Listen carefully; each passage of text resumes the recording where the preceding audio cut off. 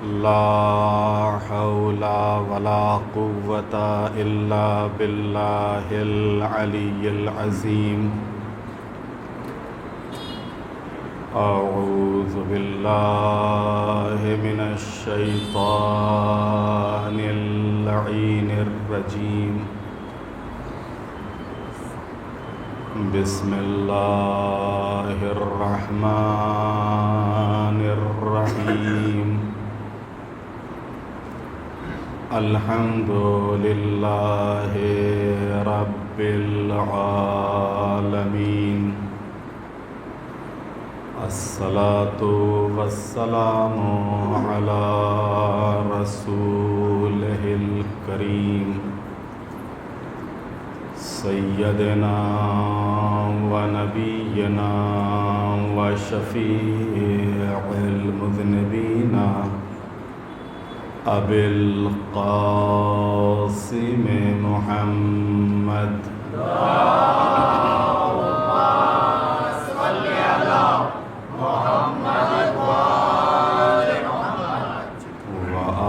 وآله الطيبين الطاهرين المعصومين المظلومين.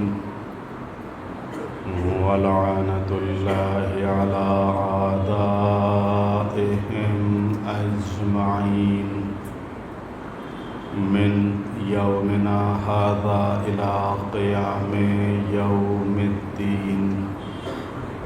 رب اشرح لي صدري ويسر لي أمري واحلل عقدة من لساني يفقهوا قولي. أما بعد فقد قال الله الحكيم في القرآن الكريم. بسم الله الرحمن الرحيم. يريدون ليطفئوا نور الله بأفواههم والله متم نوره ولو كره الكافرون. صلوات بھیجتے محمد.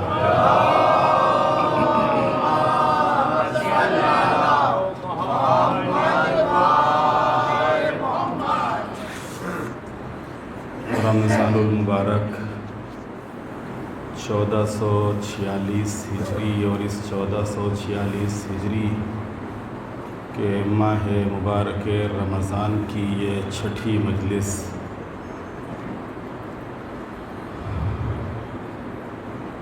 موضوع اہل بیت علیہم السلام، عرش نشین ہستیاں فرش زمین پر. اور اس موضوع کے تحت آج اہل بیت اور مقام عبدیت کے عنوان سے کچھ باتیں آپ کی خدمت میں پیش کرنی ہیں. عبدیت ایک بہت بلند مقام کا نام ہے. اللہ نے جب اپنے حبیب کو آسمانوں کی سیر کرائی تو یہ نہیں کہا کہ پاک اور پاکیزہ ہے وہ کہ جو اپنے رسول کو لے گیا، پاک اور پاکیزہ ہے وہ کہ جو اپنے نبی کو لے گیا، پاک اور پاکیزہ وہ ہے کہ جو محمد کو لے گیا. نہیں، سبحان الذی اسری بعبدہ، پاک اور پاکیزہ ہے وہ ذات جو اپنے عبد کو لے گیا. لہذا عبدیت یہ بہت بلند مقام ہے. یہ وہ مقام ہے کہ جہاں پر اللہ کی معصوم مخلوق یعنی فرشتے وہ پیچھے رہ جاتے ہیں اور جو اللہ کا عبد حقیقی ہے وہ آگے نکل جاتا ہے. ایک صلوات بھیجتے محمد والے محمد. صلی اللہ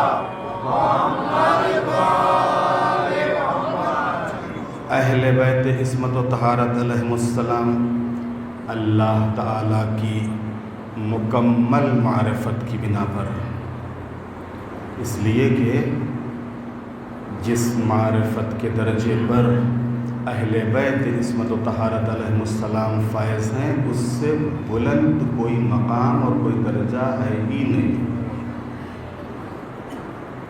تو اس کی معرفت کی بنا پر اللہ سے عاشقانہ اور عارفانہ نسبت رکھتے ہیں۔ یہ عاشقانہ اور عارفانہ نسبت کب پیدا ہوتی ہے؟ جب معرفت اس منزل کی ہو تب۔ دنیا میں انسان اگر کسی شے کا عاشق ہوتا ہے تو کس بنیاد پر ہوتا ہے؟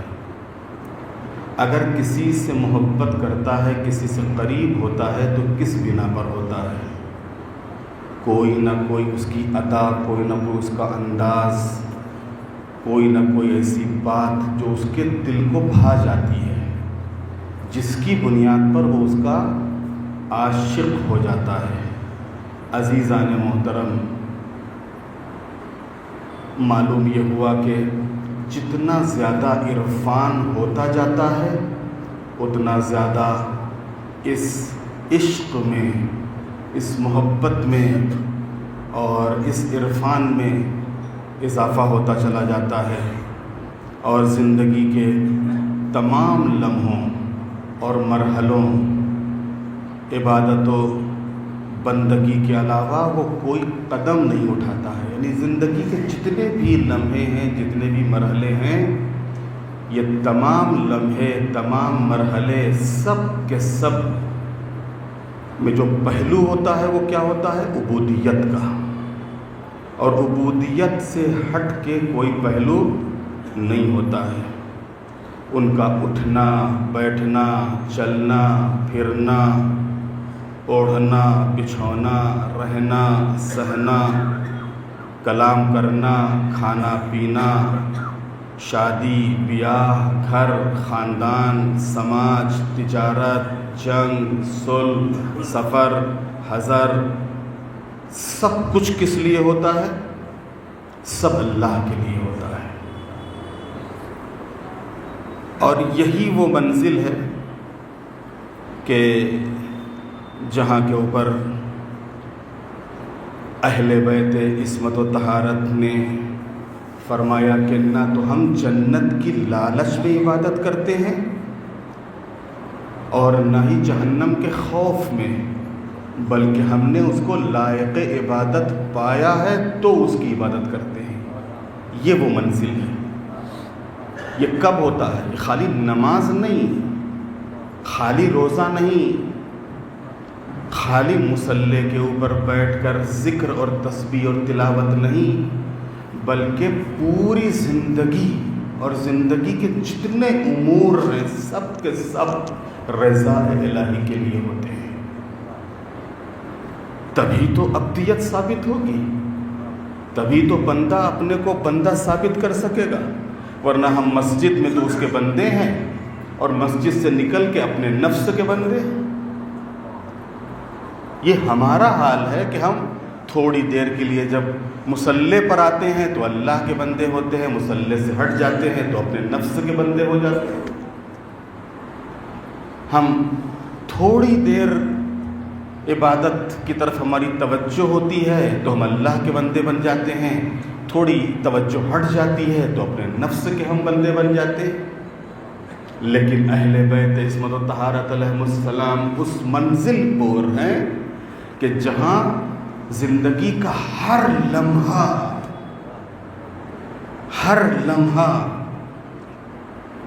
عبودیت سے بھرا ہوا ہے،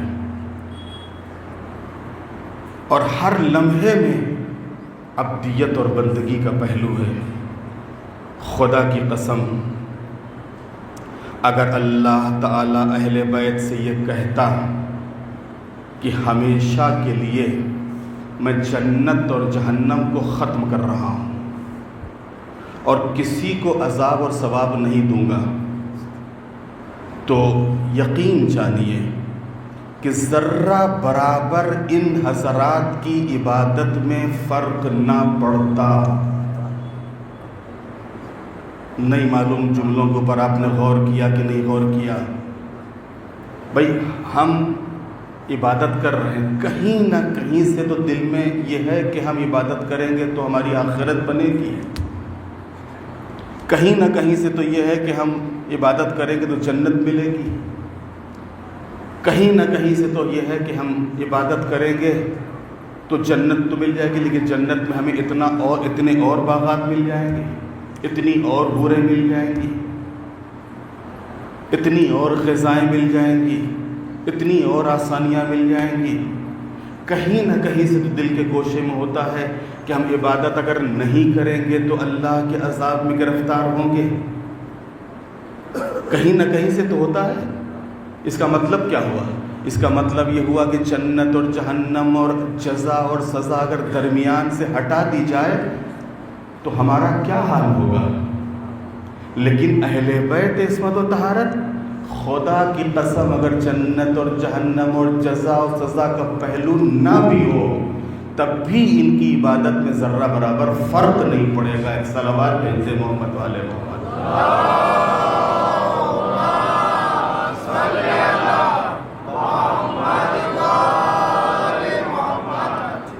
اصول کافی میں ہمارے پانچویں امام حضرت امام محمد باقر علیہ السلام سے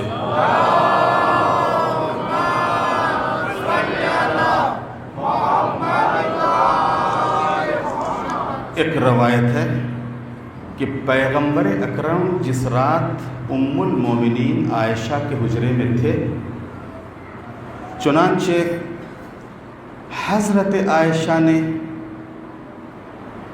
حضرت کو زیادہ عبادت کرتے ہوئے دیکھا تو پیغمبر سے کہا، کیوں آپ اپنے کو اتنا عبادت سے خستہ کر رہے ہیں؟ خستہ کرنے کا مطلب تھکا رہے ہیں۔ اب ظاہر سی بات ہے جس طریقے کی معرفت ہوتی ہے ویسے جملے زبان سے نکلتے ہیں۔ آپ اتنا زیادہ اس عبادت سے اپنے کو کیوں تھکا رہے ہیں، کیوں خستہ کر رہے ہیں؟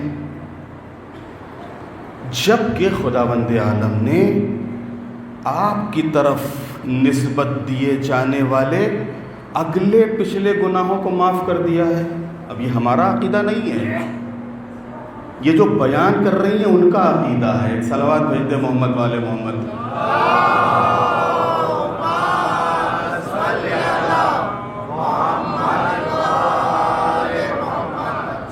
جبکہ اللہ نے آپ کی نسبت سے اگلے اور پچھلے گناہوں کو معاف کر دیا ہے تو حضرت نے فرمایا، اے عائشہ کیا میں اللہ کا شکر گزار بندہ نہ بنوں؟ یہ عبادت ہم گناہوں کے بخشوانے کے لیے نہیں کر رہے ہیں، یہ عبادت آخرت میں درجات کو بلند کرانے کے لیے ہم نہیں کر رہے ہیں۔ جن کے رتبے ہوں سوا ان کو سوا مشکل ہے۔ ظاہر سی بات ہے کہ جہاں سیادت طواف کر رہی ہو، خود پیغمبر سید المرسلین امیر المومنین سید الاوصیاء جناب فاطمہ سیدہ نساء العالمین اور بچے سید شباب اہل جنہ، تو ظاہر سی بات جن کے درجے اور جن کا مقام اتنا بلند ہو تو وہاں کے اوپر جب عبادت ہوتی ہے تو عبادت درجات کی بلندی کے لیے نہیں ہوتی ہے، بلکہ وہاں پر عبادت اس لیے ہوتی ہے کہ اللہ تعالیٰ کا شکر ادا کر سکیں کہ اللہ تعالیٰ نے ان کو وہ مقام دیا، ان کو وہ عظمت دی، ان کو وہ درجہ دیا۔ اسی طریقے سے دوسری روایت میں ہمارے پانچویں امام نے فرمایا کہ اللہ تعالیٰ نے جب اپنے حبیب کی عبادت کو دیکھا تو اپنی حبیب کی عبادت کو دیکھنے کے بعد فرمایا، طٰہٰ ما انزلنا علیک القرآن لتشقیٰ، اے میرے حبیب آپ کے اوپر میں نے قرآن اس لیے نہیں نازل کیا ہے کہ آپ مشقت میں پڑ جائیے، آپ اپنے کو زحمتوں میں ڈال لیجئے، پیغمبر جب راتوں کو مصلی عبادت پر کھڑے ہوتے تھے تو قیام کی حالت میں اتنی دیر تک رہتے تھے کہ آپ کے پیروں پہ ورم آ جاتا تھا، سوج جاتے تھے پیر. اور پیغمبر کی یہ کیفیت دیکھ کے وہ پروردگار کہ جو پوری انسانیت کو اور سارے بندوں کو عبادت کرنے کا حکم دے رہا ہے، وہ پروردگار اپنے حبیب کو عبادت سے روک رہا ہے. طٰہٰ ما انزلنا علیک القرآن لتشقیٰ، میں نے آپ پر قرآن اس لیے نہیں نازل کیا ہے کہ آپ مشقت میں پڑ جائیں اور اپنے کو زحمتوں میں ڈال لیں. یا ایھا المدثر یا ایھا المزمل قم اللیل الا قلیلا. ایک کملی اوڑھے ہوئے رسول، ایک چادر میں لپٹے ہوئے رسول، راتوں کو کھڑا ہوا کرو، راتوں کو اٹھا کرو، لیکن تھوڑا کم. راتوں کو مصلی عبادت پر آیا کرو، راتوں کو جاگا کرو، راتوں کو کھڑے رہا کرو مصلی عبادت پر، لیکن تھوڑا کم. اب آپ اندازہ لگائیے کہ پیغمبر کی عبادت کس شان کی رہی ہوگی اور کس انداز کی، کہ جس کی بنیاد پر پروردگار عالم اپنے حبیب سے کہہ رہا ہے کہ میں نے قرآن نازل نہیں کیا کہ آپ اپنے کو مشقتوں میں ڈال لو. آپ راتوں کو عبادت کے لیے کھڑے ہو، لیکن تھوڑا سا استراحت بھی کر لیا کرو، تھوڑا آرام بھی کر لیا کرو. عبادت کا مطلب کیا ہے؟ عبادت ہے عبدیت سے. عبدیت سر تسلیم کو خم کر دینا، یعنی اپنے کو اللہ کے سامنے بندے کا تسلیم ہو جانا. معبود ہم کچھ نہیں ہیں، ہماری ذات کچھ نہیں ہے، ہماری قوت، طاقت، اختیار، مال، دولت، اولاد، کچھ عہدہ، منصب کچھ نہیں ہے. جو ہے سب تو ہے. اور پھر اس طریقے سے اپنے کو اللہ کے حوالے کر دینا کہ اب اس کا کوئی بھی عمل رضا الہی کے خلاف نہ ہو، اور ہر عمل رضا الہی کے مطابق ہو. ہر عمل رضا الہی کے مطابق ہو. عزیزان محترم، یہی وہ منزل ہوتی ہے، کیونکہ عبادت عبدیت سے ہے، اور جب انسان عبدیت میں کامل ہوتا ہے تو پھر اس کا سونا، جاگنا، اٹھنا، بیٹھنا سب عبادت ہو جاتا ہے، سب عبادت ہو جاتا ہے. یہ رمضان المبارک میں کیوں کہا گیا کہ تمہارا سونا بھی عبادت، تمہارا سانس لینا بھی عبادت. یہ سانس لینا کب عبادت ہے؟ یہ سونا کب عبادت ہے؟ کہ ماہ مبارک رمضان میں اگر ایک روزہ دار تھوڑا سا عام دنوں سے ہٹ کے اللہ کا پاس و لحاظ کر کے حرام سے اپنے کو بچاتا ہے، واجبات کو ادا کرتا ہے، تو صرف واجب کو ادا کرنے اور صرف حرام کو چھوڑنے کی بنیاد پر بندے کو اللہ کہاں پہنچا دیتا ہے کہ اس کی سانسیں تسبیح کا ثواب قرار پاتی ہیں، اس کا سونا عبادت ہو جاتا ہے. تو اگر چند لمحوں کے لیے، چند دنوں کے لیے اگر خالی ہم اپنے کو حرام سے بچا لے جائیں، خالی ہم اگر واجبات کو ادا کر لے جائیں، تو اس منزل پہ اللہ پہنچا دیتا ہے. اب اگر پوری زندگی اللہ کے حکم کے تابع ہو تو اس بندے کو اللہ کہاں پہنچائے گا، اور یہ بندہ کس منزل اور کس مقام کے اوپر ہوگا. تو عبادت عبدیت سے ہے. عبادت اپنی زندگی کے تمام امور، جیسے اعمال، رفتار، گفتار، زندگی، موت، سب اللہ کی مرضی کے مطابق. قل ان صلاتی ونسکی ومحیای ومماتی للہ رب العالمین. سورہ انعام کی 163 نمبر کی آیت ہے، 163. کہہ دیجئے کہ میری نماز، میری عبادتیں، میری زندگی، میری موت سب اللہ کے لیے ہے. کون اللہ؟ جو عالمین کا پروردگار ہے، یہ ہے ابدیت، یہ ہے ابدیت۔ انسان کمال و بندگی کی راہ پر قدم بڑھا کر ایسے کمالات کی منزل پر پہنچ سکتا ہے جو انسان تصور نہیں کر سکتا ہے۔ اسی دنیا میں رہتے ہوئے، اسی بھاؤ نگر میں رہتے ہوئے، اسی خوجہ واڑ میں رہتے ہوئے، اسی اپنے مکان میں رہتے ہوئے انسان فضاؤں میں پرواز کر سکتا ہے، انسان آسمانوں کی سیر کر سکتا ہے۔ کس بنیاد پر؟ اسی ابدیت کی بنیاد پر۔ ابدیت کا مرتبہ اتنا بلند ہے، ابدیت کا مرتبہ اتنا بلند ہے کہ اسی اپنے ہی جگہ کے اوپر رہتے ہوئے انسان فضاؤں میں پرواز کرے، انسان آسمانوں کی سیر کرے۔ اس کمال عبودیت کو حاصل کرنے اور کمال عبودیت پر پہنچنے کے کچھ مرحلے ہیں۔ ابھی بات واضح ہو جائے گی کیسے ہم فضاؤں میں پرواز کر سکتے ہیں اور کیسے آسمانوں کی سیر کر سکتے ہیں۔ کمال عبودیت، یہ ہے کمال عبودیت کی منزل، لیکن کمال عبودیت تک پہنچنے کے مرحلے ہیں۔ ہم ایک دم سے آج ماہ مبارکہ رمضان میں چاہے مجلس سن کے گئے اور ہم نے 2-3 دعائیں پڑھی اور کچھ تھوڑا سا توبہ اور استغفار کیا اور نماز شب کے لیے کھڑے ہو گئے اور ہم نے سوچا کہ ہم آسمانوں میں پرواز کرنے لگیں گے، یہ اتنا آسان نہیں ہے، اتنا آسان نہیں ہے۔ بہرحال اس کے لیے ریاضت کی ضرورت ہے، اس کے لیے اپنے نفس سے جہاد اور جنگ کی ضرورت ہے، اس کے لیے مختلف مرحلوں کو طے کرنا پڑتا ہے، تب کہیں جا کے وہ منزل حاصل ہوتی ہے۔ اس میں سے پہلا مرحلہ، توجہ کیجئے گا عزیزو، پہلا مرحلہ عبادت اور بندگی کی بلند اور بالا اور بہترین کیفیت کے ذریعے اپنے نفس پر حاکم ہونا۔ جب تک ہم اپنے نفس پر خود ہم حاکم نہیں ہوں گے، اس وقت تک ہم عبدیت کے مرحلے میں قدم نہیں رکھ سکتے ہیں۔ ابھی تک ہم کیا ہیں؟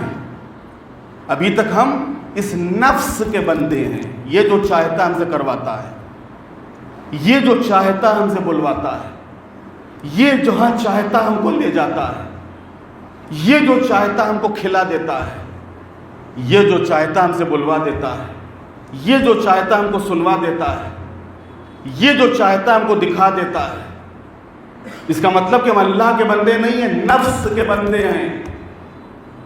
پہلا مرحلہ اس نفس کی غلامی سے اپنے کو نکالنا ہے، اس نفس کی قید سے اپنے کو آزاد کرانا ہے، اور نفس کی غلامی اور قید سے آزاد کرا کے اللہ کی بندگی میں آنا ہے۔ یہ پہلا مرحلہ ہے کہ جہاں بندہ اپنے نفس کے اوپر حاکم ہو اور خداوند عالم کی مرضی کے مطابق پاک اور خالص نیت کے ساتھ عبادت کرے، جیسا کہ ارشاد ہوتا ہے والذین جاہدوا فینا لنہدینہم سبلنا، سورہ عنکبوت 69 نمبر کی آیت۔ اور جن لوگوں نے ہمارے حق میں جہاد کیا ہم انہیں اپنے راستوں کی ہدایت کریں گے۔ کیا مطلب جہاد؟ یہاں پر جہاد سے مراد خالی وہ جنگ نہیں ہے، یعنی اللہ کی راہ میں قدم اٹھانا، اللہ کی راہ میں نکلنا، یقیناً وہ بھی اللہ کی راہ ہی میں ہوتا ہے، لیکن خود بندہ جب اللہ کی راہ میں قدم اٹھاتا ہے تو اللہ فرماتا ہے کہ ہم اس کی خود ہدایت کرتے ہیں۔ کاہے کہ ہدایت یعنی نفسانی خواہشات سے ٹکرا کے ان کی مخالفت کر کے الہی راستے پر چلنے کی، صراط مستقیم پر قائم رہنے کی، یعنی اسی کو کہتے ہیں اللہ کی مدد۔ ان تنصر اللہ ینصرکم، تم اللہ کی مدد کرو گے تو اللہ تمہاری مدد کرے گا۔ کیوں کہ تم نے یہ جو عبادت کی، یہ تم نے عبادت نہیں کی، یہ اللہ کی مدد کی. یہ جو تم نے جہاد کیا، یہ جہاد نہیں ہے، یہ اللہ کی مدد ہے. اگر تم اللہ کی مدد کرو گے تو کیا کرے گا؟ اللہ تمہاری مدد کرے گا. کیسی مدد؟ تم کو ہدایت کے راستے پر لگا دے گا، تم کو ادھر ادھر سے نکال کے ہٹا کے تمہارے پیروں میں، تمہارے قدموں میں مضبوطی پیدا کر دے گا. یہ پہلا اثر ہے. اسی طریقے سے دوسرے مقام پر سورہ انفال 29 نمبر کی آیت، ان تتقوا اللہ یجعل لکم فرقانا، اگر تم تقوی الہی اختیار کرو گے تو وہ تمہیں حق اور باطل میں جدائی کی صلاحیت عطا کرے گا. یہ سب پہلے مرحلے میں ہے. کب؟ کہ جب انسان اپنے نفسانی خواہشات سے ٹکراتا ہے، اس کی مخالفت کرتا ہے، اللہ سے قریب ہوتا ہے. اسی پہلے مرحلے میں انسان کو اللہ یہ لذتیں عطا کر دیتا ہے، یہ نعمتیں عطا کر دیتا ہے، یہ توفیق اس کے شامل حال کر دیتا ہے کہ بندے کو راہ ہدایت دکھا دیتا ہے، بندے کو حق اور باطل کے درمیان میں فرق کی صلاحیت عطا کر دیتا ہے. تیسرا سورہ عنکبوت 45 نمبر کی آیت، ان الصلاۃ تنہی عن الفحشاء والمنکر، نماز انسان کو برائیوں اور بے حیائیوں سے روکتی ہے. یہ کب ہوگا؟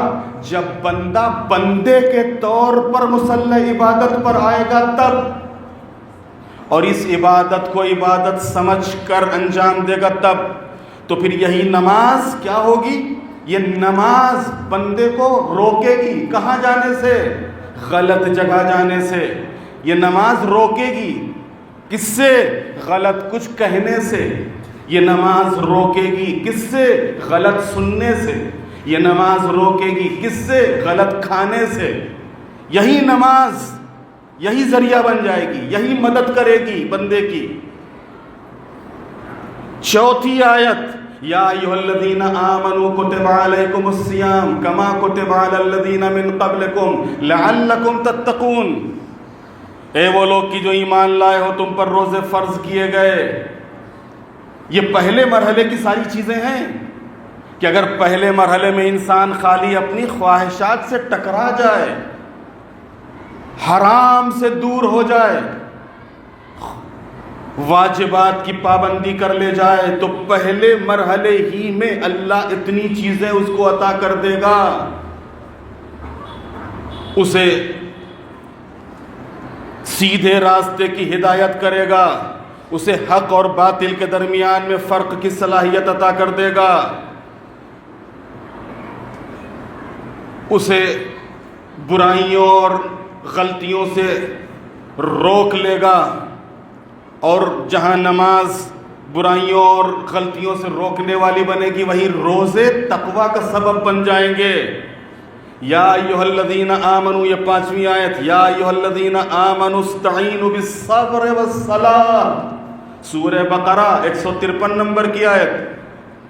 اے وہ لوگ کی جو ایمان لائے ہو، مدد طلب کرو. کس سے؟ نماز سے اور صبر کے ذریعے سے. صبر کیا ہے؟ مفسرین نے فرمایا کہ یہاں پر صبر سے مراد روزہ ہے. یعنی اللہ سے مدد طلب کرو. کاہے کی مدد؟ معبود ہم کو مال دے دے، ہمارا کاروبار ڈاؤن ہو گیا ہے. صحیح ہے کہ نماز کے ذریعے اس کی بھی دعا کرو، نماز روزے کے ذریعے اس کی بھی دعا کرو، لیکن یہ دعائیں تو سب دنیاوی دعائیں ہیں. یہ سب کبھی اوپر اور کبھی نیچے ہوتا رہے گا، کبھی تیزی اور کبھی مندی آتی رہے گی دنیا میں. اصل چیز کیا ہے؟ اصل چیز خود خواہشات نفسانی سے ٹکرانا. اس نماز کے ذریعے، اس روزے کے ذریعے سے مدد طلب کرو کہ اللہ تم کو صراط مستقیم پر قائم رکھے. اس نماز اور روزے کے ذریعے سے مدد طلب کرو کہ تمہاری زندگی کی آخری سانس مولا امیر المومنین اور ائمہ اطہار کی ولایت کے اوپر نکلے. اس نماز اور روزے کے ذریعے سے مدد طلب کرو کہ تمہاری زندگی عبادت میں، خالص عبادت میں صرف ہو جائے. تم اس نماز اور روزے کے ذریعے سے مدد طلب کرو کہ تمہارے اعضاء اور جوارح سے جو بھی کام ہو وہ سب اللہ پسند کام ہو. ایک صلوات بھیج دے محمد والے محمد.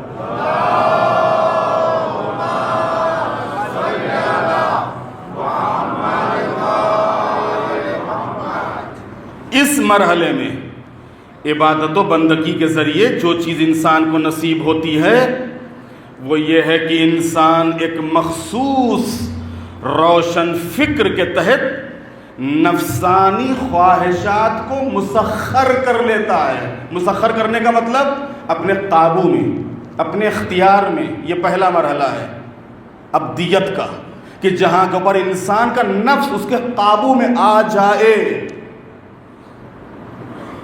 اور یہ ناممکن نہیں ہے، یہ ناممکن نہیں ہے. ناممکن ہوتا تو اللہ بیان ہی نہ کرتا.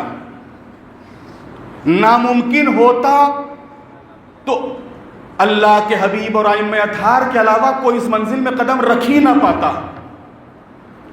اس کا مطلب ہی ہے کہ یہ ناممکن نہیں ہے، ممکن ہے یہ مرحلہ، جس کی بنیاد پر قرآن مجید میں اللہ تعالیٰ نے ان چیزوں کا حکم دیا اور اس طرف ہماری توجہ دلائی ہے. اس مرحلے میں عبادت و بندگی کا سب سے پہلا جو مرحلہ ہے وہ انسان کو ایک مخصوص اور روشن فکر کے تحت نفسانی خواہشات پر قابو پانا، نفسانی خواہشات پر جو قابو پانے کی قوت اور طاقت ہے وہ عطا کرنا.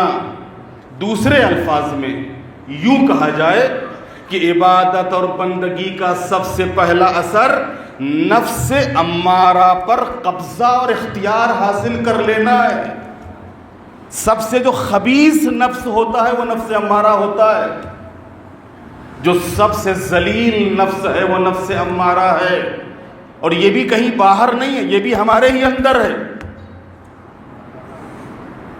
ان النفس لامارۃ بالسوء. اس نفس کی خصوصیت یہ ہوتی کہ یہ ہمیشہ برائیوں کی طرف لے جاتا ہے، ہمیشہ غلطیوں کی طرف لے جاتا ہے. الا ما رحم ربی، مگر یہ کہ رحم پروردگار بندے کے شامل حال ہو جائے، کرم پروردگار بندے کے شامل حال ہو جائے، توفیق پروردگار بندے کے شامل حال ہو جائے. یہ رحم و کرم و توفیق پروردگار بندے کے کب شامل حال ہوگا؟ جب بندہ یہ ثابت کرے کہ وہ اس کا بندہ ہے. یہ ہم کو ثابت کرنا ہے کہ معبود میں تیرا بندہ ہوں، میں اپنے نفس کا بندہ نہیں ہوں، میں شیطان کا بندہ نہیں ہوں، میں کسی انسان کا بندہ نہیں ہوں، میں تیرا بندہ ہوں. یہ خود انسان کو ثابت کرنا ہے. دوسرا مرحلہ یہ اس سے بھی بلند ہے.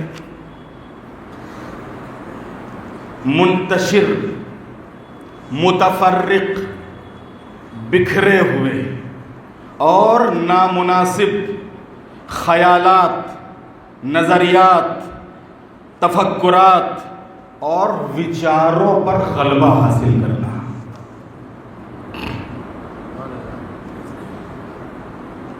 غور فرمایا آپ نے؟ ایک تو ہے نفس پر قابو، ایک ہے یہ جو فکر میں طرح طرح کے وچار. ہم چاہتے تو ہیں کہ نماز خضوع و خشوع سے پڑھیں لیکن پڑھ ہی نہیں پاتے. ہم چاہتے تو ہیں کہ ہمارے ذہن میں غلط خیال نہ آئے لیکن پھر بھی آ جاتے ہیں. عزیزان محترم، یہ دوسرا مرحلہ ہے، بڑا اہم ہے. اور اسی سے دیکھیے یہ مرحلوں کے ذریعے سے اللہ والوں کی اہمیت اور عظمت کا اندازہ ہوگا ہمیں. اور پھر آخری مرحلے کے بعد آپ کو سمجھ میں آئے گا کہ اہل بیت کا مقام کیا ہے. یہ پہلا مرحلہ، اسی میں ہم کانپ رہے ہیں کہ پہلے ہی مرحلے میں ہم قدم نہیں رکھ پا رہے ہیں. ابھی تو دوسرا مرحلہ آیا ہے اور اس دوسرے مرحلے میں یہ جو طرح طرح کے وچار آ رہے ہیں، طرح طرح کی فکریں ہیں، طرح طرح کے خیالات ہیں، اس کے اوپر غلبہ حاصل کر لینا انسان کی تعجب خیز طاقتوں میں سے ایک قوت خیال ہے۔ اللہ نے بہت سی چیزیں ہمارے جسم کے اندر رکھی ہیں کہ جس چیز کے اوپر بھی آپ نظر کیجئے واقعی انسان تعجب کرتا ہے، لیکن ان تمام چیزوں میں جو قوت خیال ہے اس کے اوپر آپ جتنا غور کرتے جاؤ، کیا چیز اللہ نے دے دی ہے، کیا چیز اللہ نے اس دماغ میں رکھ دی ہے، یہ قوت خیال۔ یہ ہمارے اختیار میں نہیں ہے، یہ ہمارے اختیار میں نہیں ہے، بلکہ ہم ان کے اختیار میں ہیں، ہم اس کے اختیار میں ہیں۔ چاہتے ہوئے بھی ہم نہیں کر پاتے ہیں، چاہتے ہوئے بھی ہم 2 رکعت نماز پوری توجہ سے نہیں پڑھ پاتے ہیں، چاہتے ہوئے بھی۔ مصلی پر کھڑے ہوئے ہم نے نماز پڑھنے سے پہلے استعاذہ بھی کیا، دعا بھی کی، توسل بھی کی، معبود میری مدد کر، یہ 2 رکعت نماز جو تیرے لیے پڑھ رہا ہوں یہ صرف تیرے لیے ہو جائے، پھر بھی وہ اس کے لیے نہیں ہو پاتی ہے، اور کہیں نہ کہیں سے ذرا سا ایک لمحے کے لیے بھی توجہ ہٹی نہیں اور گھٹنا گھٹی نہیں، ایک لمحے کے لیے بھی، اور فوراً وہ کام کرتا ہے اور فوراً توجہ ہٹا دیتا ہے اور فوراً کہیں سے کہیں پہنچ جاتا ہے۔ اسی مصلی کے اوپر کھڑا ہو کے معلوم ہے کبھی کہیں کبھی کہیں کبھی کہیں کبھی کہیں۔ مثلا اگر ہم بہت کوشش کریں کہ نماز کو خضوع اور خشوع کے ساتھ ادا کریں، پھر بھی پوری توجہ کے ساتھ ادا نہیں کر پاتے ہیں، پیغمبر فرماتے ہیں کہ دل اس پر کی طرح ہوتے ہیں جو کسی درخت کے اوپر لٹکا ہوا ہو۔ پرندے کبھی کبھی درختوں پہ بیٹھتے ہیں، اپنے پر جب پھیلاتے ہیں تو کوئی ایک پر اس درخت میں جو جالا وغیرہ ہوتا ہے اس میں پھنس جاتا ہے۔ اب وہ پرندہ تو چلا گیا، وہ پر پھنسا ہوا ہے۔ اب یہ پر کیا کرتا ہے؟ جب بھی ہوا آتی ہے تو یہ کبھی یہ ادھر ہوتا ہے، کبھی ادھر ہوتا ہے، کبھی ادھر ہوتا ہے، کبھی ادھر ہوتا ہے۔ پیغمبر فرماتے ہیں فکریں بھی ایسے ہی ہیں کہ کبھی ادھر کبھی ادھر، کبھی ادھر کبھی ادھر، کبھی یہاں کبھی وہاں، جیسے درخت کے اوپر لٹکا ہوا ایک پر کہ ہر ہوا کو جھونکا اس کو دوسری طرف موڑ دیتا ہے۔ پورب سے ہوا چل رہی ہے تو پچھم کی طرف چلا جاتا ہے، پچھم سے ہوا چل رہی تو پورب کی طرف چلا جاتا ہے۔ آیا ایسے نفس پر کنٹرول اور اختیار اور فکر پر قابو پایا جا سکتا ہے سخت مرحلہ کہ نہیں ہے؟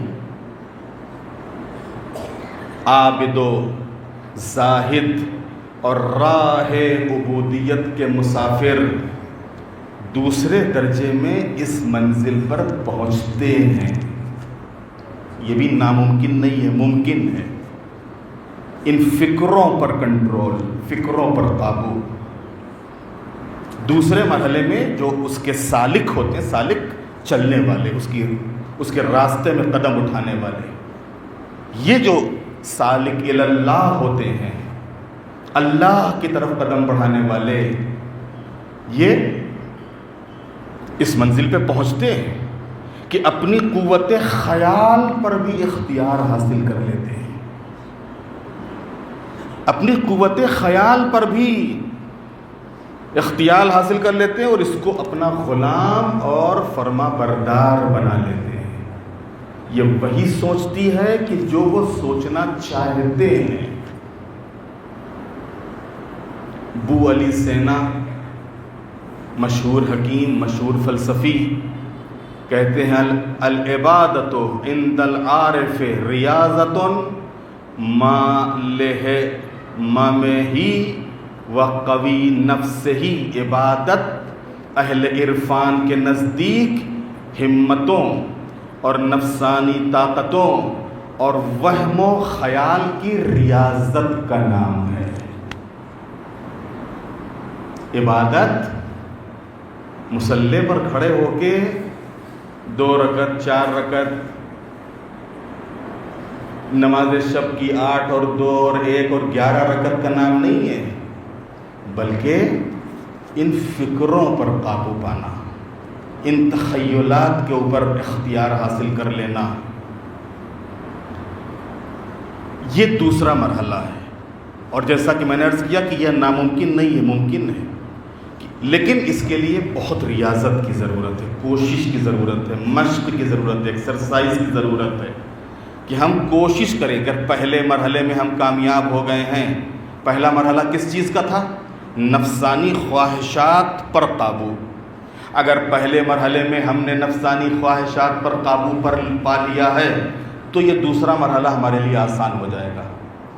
لیکن اگر وہی پہلا ہی مرحلے میں ابھی ہم نے قابو نہیں پایا تو پھر اس دوسرے مرحلے کی امید ہم نہ کریں۔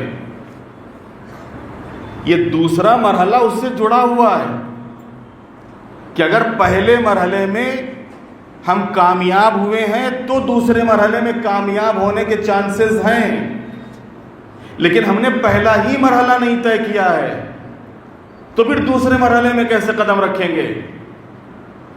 تیسرا مرحلہ، تیسرا درجہ یہ ہے کہ انسان کی روح طاقت و اختیار کے مرحلے میں اس منزل پر پہنچ جاتی ہے کہ انسانی روح بعض موقعوں پر بدن سے بے نیاز ہو جاتی ہے۔ نہیں معلوم یہ جملہ آپ سمجھے کہ نہیں سمجھے۔ یقیناً ہمارے بہت سے جوان ہیں کہ جن کے ذہنوں تک یہ بات نہیں پہنچی ہوگی۔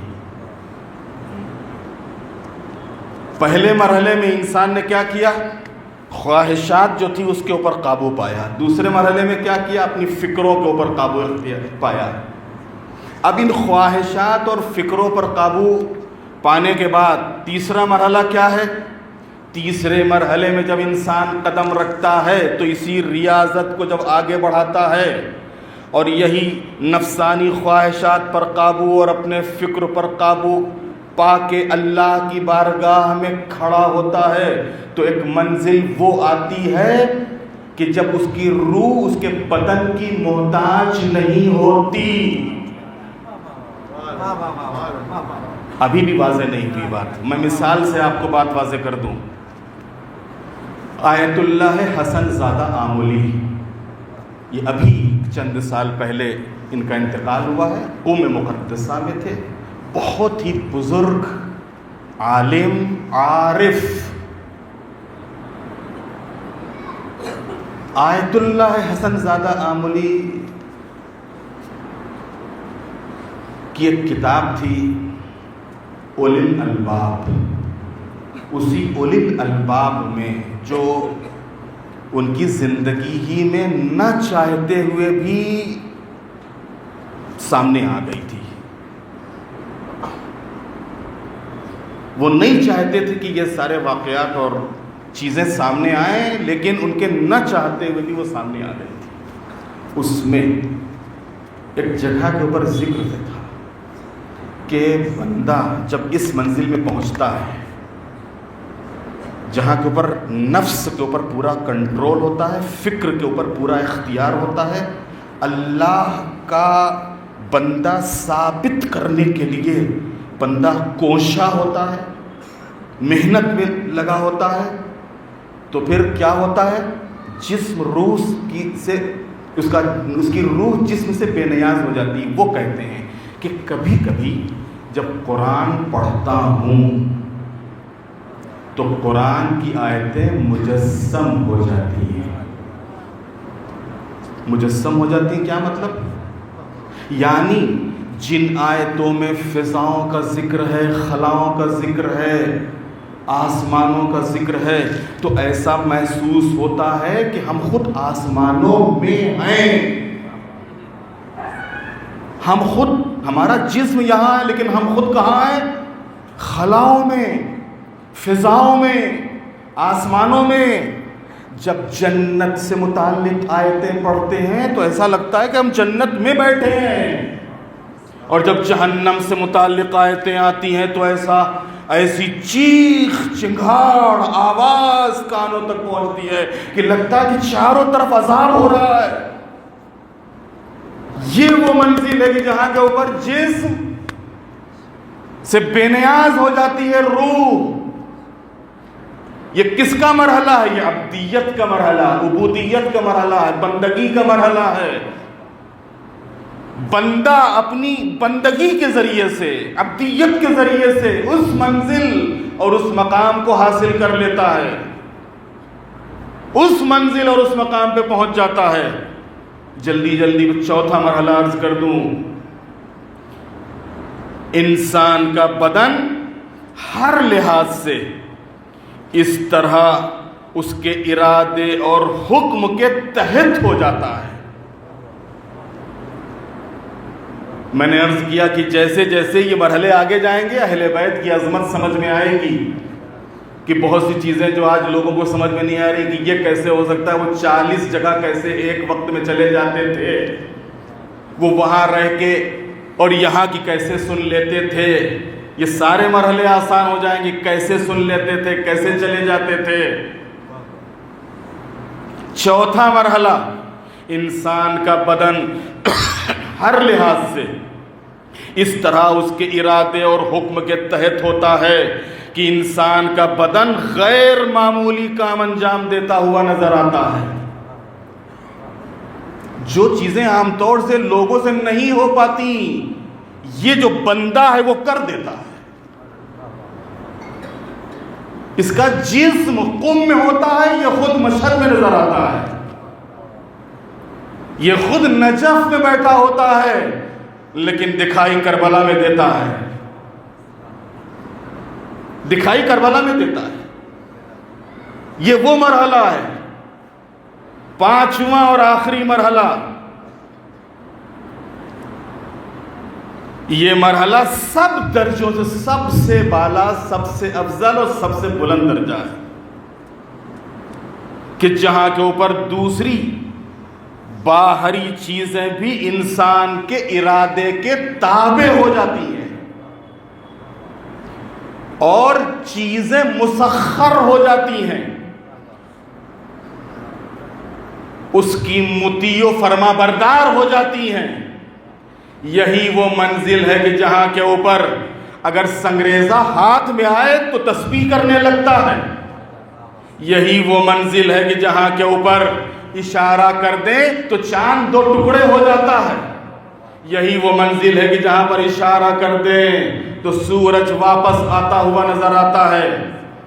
یہی وہ منزل ہے کہ جہاں کے اوپر حقیقت میں یہ صرف روٹیاں سائل کو دیتے ہیں اور سورہ حل اتی نازل ہو جاتا ہے۔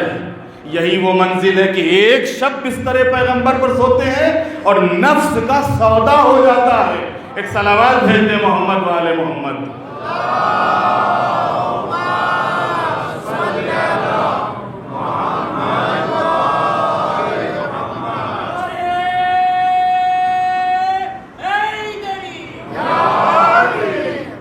یہ جو مرحلہ ہے، اس مرحلے میں قدم رکھنا سوائے خاصان خدا کے کسی کے بس کی بات نہیں ہے۔ یہ مرحلہ سب سے بلند ہے، سب سے اعلیٰ اور سب سے عرفہ۔ اب آپ اندازہ لگائیے کہ جب عام انسانوں کے لیے یہ مرحلے ہیں تو جو اللہ کے خاص بندے ہوں ان کے مرتبے اور ان کا مقام اور ان کا درجہ کیا ہوگا۔ عام انسان ان چیزوں کو اگر حاصل کر سکتا ہے تو جو اس کے خاص ہیں، جن کو اللہ نے صاحب کرامت اور صاحب اعجاز بنا کے دنیا میں بھیجا ہے، پھر ظاہر سی بات ہے اگر وہ کسی چیز کا، کیونکہ اللہ خود فرما رہا ہے کہ جب بندہ ہمارا کامل اطاعت گزار ہوتا ہے تو پھر وہ جس چیز کا ارادہ کرتا ہے وہ کہتا ہو جا تو وہ ہو جاتی ہے، اس لیے کہ اللہ اپنی صفات کا مظہر بنا دیتا ہے اس کو۔ اور حقیقت میں ہم اس چیز کا مشاہدہ اصحاب پیغمبر میں، کہ جو واقعی اصحاب پیغمبر تھے، اصحاب امیر المومنین میں جو واقعی اصحاب امیر المومنین تھے، اصحاب امام حسین میں جتنے بھی کربلا امام حسین کے اصحاب تھے ان کے اندر یہ چیز دیکھ سکتے ہیں۔ ان کے اندر جس چیز کا ارادہ کر لیا ہے. میں اسی وجہ سے کہتا ہوں کربلا میں اگر امام چاہ جاتے، ارے امام تو امام، خود اصحاب اگر چاہ جاتے تو فرات قدموں میں آ جاتی، فرات قدموں میں آ جاتی. یہ اس منزل کے اوپر تھے، لیکن کیونکہ منزل امتحان میں تھے، منزل آزمائش میں تھے، لہذا اس بنیاد کے اوپر اور رہتی دنیا تک ایک نمونہ، ایک مثال بننا تھا امام اور ان کے اصحاب کو. لہذا امام نے اس جنگ کو ایک عام حالات میں لڑا ہے. جس وقت یہ قافلہ کربلا کی سرزمین کے اوپر پہنچا ہے، 2 محرم سن 61 ہجری، خیمے فرات کے کنارے لگائے گئے.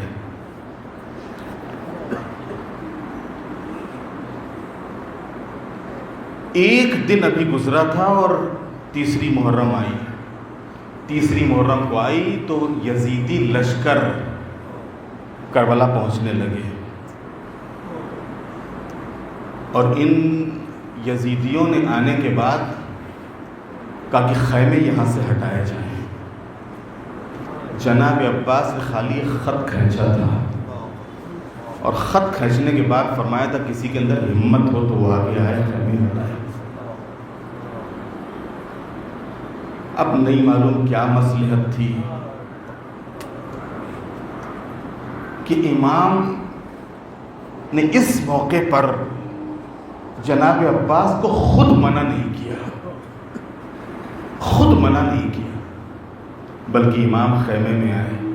اور آنے کے بعد جناب زینب سے فرماتے ہیں بہن میرے شیر کو جلال آ گیا ہے،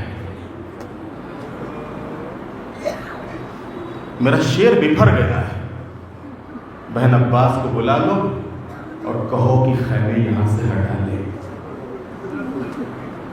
امام کا حکم تھا. فضہ در خیمہ پر آئیں، آواز دی شہزادے تم کو شہزادی یاد کر رہی ہیں.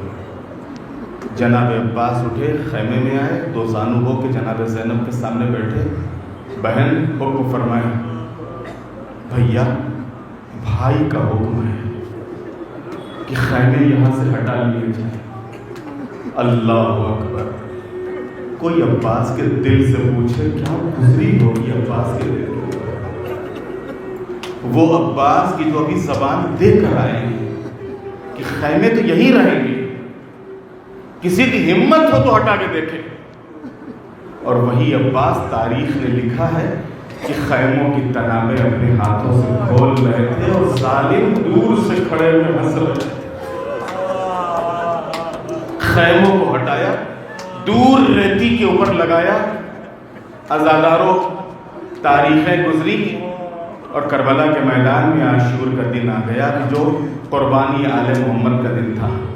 یہ جب قافلہ کربلا کی طرف آ رہا تھا تو میں نے آپ کی خدمت میں عرض کیا کہ بہت سے افراد ایسے ہیں کہ جو راستے میں امام کے اس سفر سے اور امام کے اس قافلے سے ملحق ہوئے ہیں. انہی میں جناب وہب کلبی کا نام ملتا ہے. وہب کلبی ابھی تازہ جوان، ابھی شادی کر کے واپس ہو رہے ہیں. کسی سے معلوم کیا، پتہ چلا کہ فرزند رسول ہیں، امام سے ملحق ہو گئے. عاشور کا دن آیا، لیکن کیا واقعاً حق نصرت ادا کیا ہے وہب کلبی نے. وہب کلبی دوسرے ناصروں کے طریقے سے بار بار امام کی خدمت میں آتے اور آنے کے بعد کہتے ہیں آقا مجھے بھی اجازت دیجیے. کربلا میں جو خواتین تھی، واقعاً ہمارے لاکھوں کروڑوں سلام ان خواتین کے اوپر.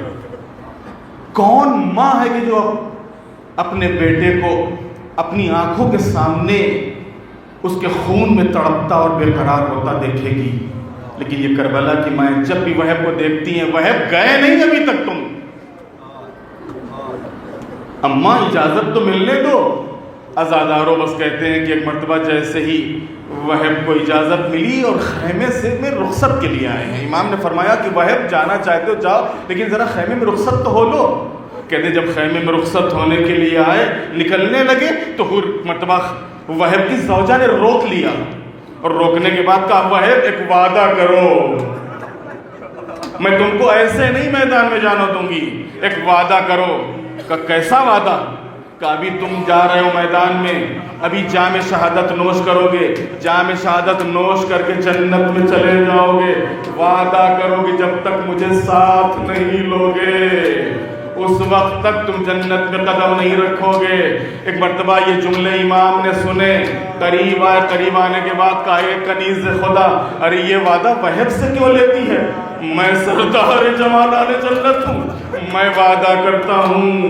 ایک مرتبہ وہب کہتے ہیں کہ میں چلا جاؤں گا، میرے بعد نہیں معلوم میری زوجہ کو اور میری ماں کا کیا حال ہو، مولا ہم انہیں آپ کی گھر کی خواتین کے ہمراہ کرنا چاہتے ہیں۔ کہتے ہیں وہب نے اپنی زوجہ اور اپنی ماں کو لیا، ثانیہ زہرا جناب زینب کے خیمے میں آئے کہ دیکھو میری شہادت کے بعد یہ میری ماں اور میری زوجہ آپ کے حوالے۔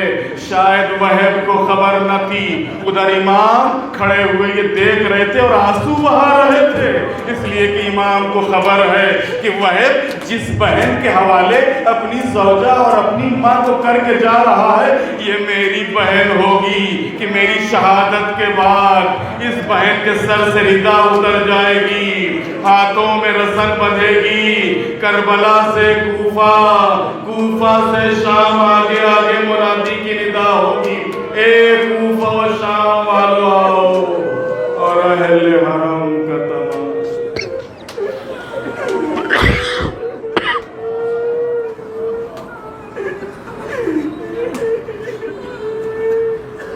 الا لعنت اللہ